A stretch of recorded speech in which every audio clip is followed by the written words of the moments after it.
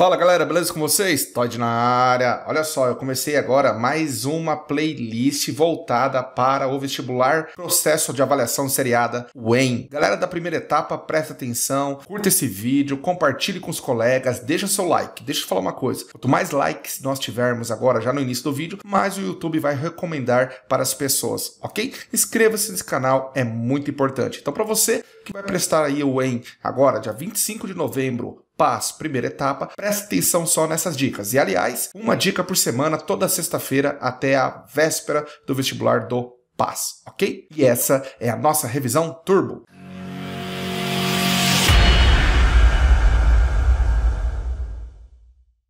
Ok, galera, o primeiro tópico que eu escolhi chama-se tecido conjuntivo. Para quem não me conhece, eu sou o professor Todd, licenciado e mestre pela Universidade Estadual de Maringá. Sou professor do ensino médio, de faculdade, ensino superior e também pré-vestibular. Ok, galera? Bom, tecido conjuntivo, para quem não sabe, ele é o tecido mais abundante do nosso corpo, ok? Também é conhecido por conectivo. E dentre a classificação, nós podemos classificar o tecido conjuntivo em propriamente dito e especializado, ok? O tecido conjuntivo propriamente dito, ele ainda subdivide-se em tecido conjuntivo frouxo e denso. O denso subdivide-se ainda em modelado e não modelado. O tecido conjuntivo propriamente dito frouxo é aquele que tem menos quantidade de fibras. Já o tecido conjuntivo denso é aquele que tem mais quantidade de fibras. Professor, de que fibras o senhor está falando? Sobretudo fibras de colágeno. Não esquecendo as fibras elásticas e as fibras reticuladas.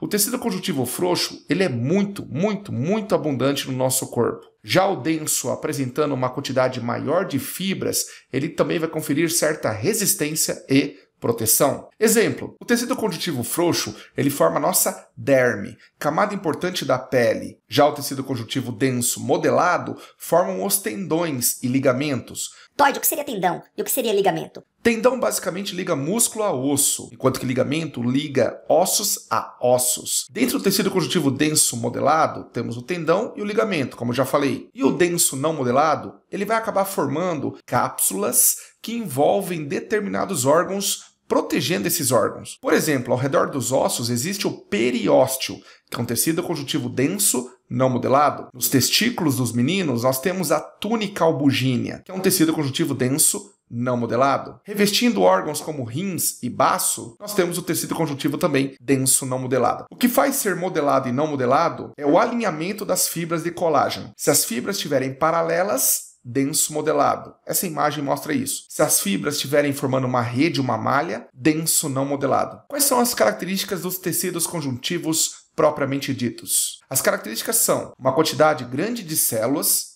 essas células são espaçadas e frouxas. O fibroblasto é a célula mais importante do tecido conjuntivo propriamente dito. Fibroblasto é a célula que produz fibras, responsável pelo processo, por exemplo, de cicatrização numa pele. Temos também grande quantidade de substância intercelular, pois, já que as células ficam espaçadas, distantes, quase nada aderidas, existe muita substância que fica entre essas células. Essa substância é conhecida por substância intercelular. Ok, galera? Bom, dentre os tecidos especializados, nós temos basicamente 4. O tecido adiposo, ele é um tecido de reserva, de proteção, amortecimento, né? E isolante térmico. Para formar o tecido adiposo, necessitam-se das células chamadas de adipócitos. Adipócitos são células que armazenam gordura, triglicerídeos. A gordura marrom é a gordura boa, a gordura branca e amarela é a gordura ruim. A gordura amarela, que é a ruim, é chamada de unilocular. Já a gordura marrom, que é a gordura boa, é chamada de multilocular. Temos o tecido cartilaginoso. Aqui no exemplo nós temos uma orelha. A orelha é feita de uma cartilagem. Cartilagem essa chamada de elástica. Então, fazendo um zoom nessa cartilagem, nós temos o quê? Um tecido com 3 grupos de células e uma substância conhecida por substância amorfa. Substância essa que apresenta colágeno, dentre outras substâncias, ok? Condroblasto, condrócito e condroclasto são os 3 grupos de células que eu falei que existem no tecido cartilaginoso. Condroblasto é uma célula jovem que produz grande quantidade de colágeno. O condrócito já produz menos colágeno e o condroclasto acaba produzindo menos colágeno ainda. O tecido cartilaginoso é um tecido de sustentação de órgãos flexíveis como nariz e orelha.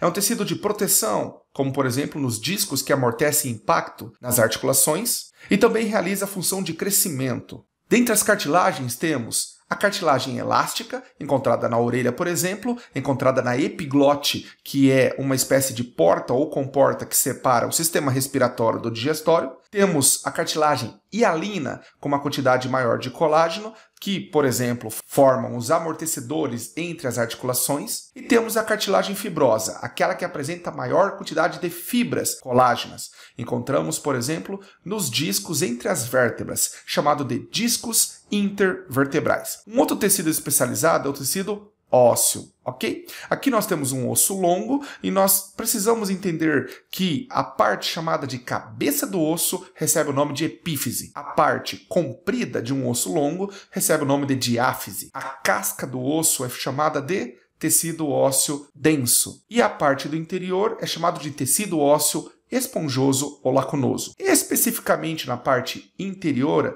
nós temos lacunas onde será preenchida por medula óssea. A medula óssea que preenche pode ser a medula óssea vermelha, que fabrica as células sanguíneas, e a medula óssea amarela, rica em gorduras e proteínas, conhecida genericamente por tutano do osso. Independente se é o tecido ósseo esponjoso ou tecido ósseo denso, temos 3 grupos de células. As células são osteoblasto, células que fabricam grande quantidade de colágeno, são necessárias para fazer a regeneração óssea. Osteócitos, células com ramificações que fazem o acabamento ósseo. São células adultas. E os osteoclastos, que são células com multinúcleos capazes de fazerem fagocitose e a remodelação óssea, ou seja, remodelar o osso, diminuir o calo ósseo, absorver cálcio. Ou seja, são células velhas que vão fazer aí a reabsorção óssea.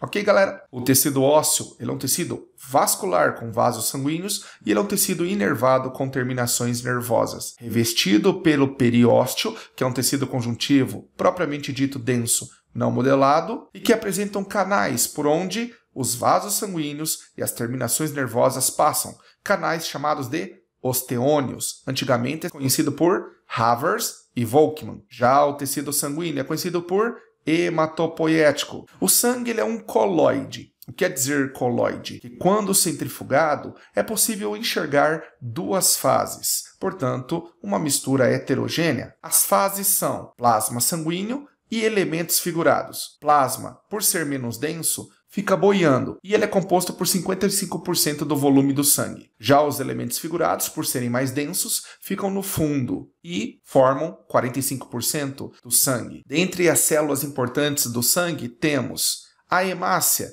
também chamado de eritrócito ou glóbulos vermelhos. A hemácia dos mamíferos é uma hemácia anucleada, sem núcleo, e vive entre 90 a 120 dias. Faz respiração anaeróbia e é a célula mais abundante e que transporta gases no sangue. Já as células de defesa são chamadas de leucócitos. Dentre os leucócitos, destacamos os neutrófilos, que combatem bactérias, eosinófilos, que estão relacionados a processos alérgicos, linfócitos, que combatem vírus. Já as plaquetas são elementos celulares, oriundos de uma célula na medula óssea vermelha, conhecida por megacariócito ou trombócito. As plaquetas são fragmentos dessa célula que, no sangue, estão relacionados à coagulação sanguínea, ok? Elas acabam produzindo a tromboplastina, que junto com vitamina K e cálcio vão desencadear o processo de coagulação. Qual a intenção da coagulação? Formar o coágulo, formar a rede de fibrina,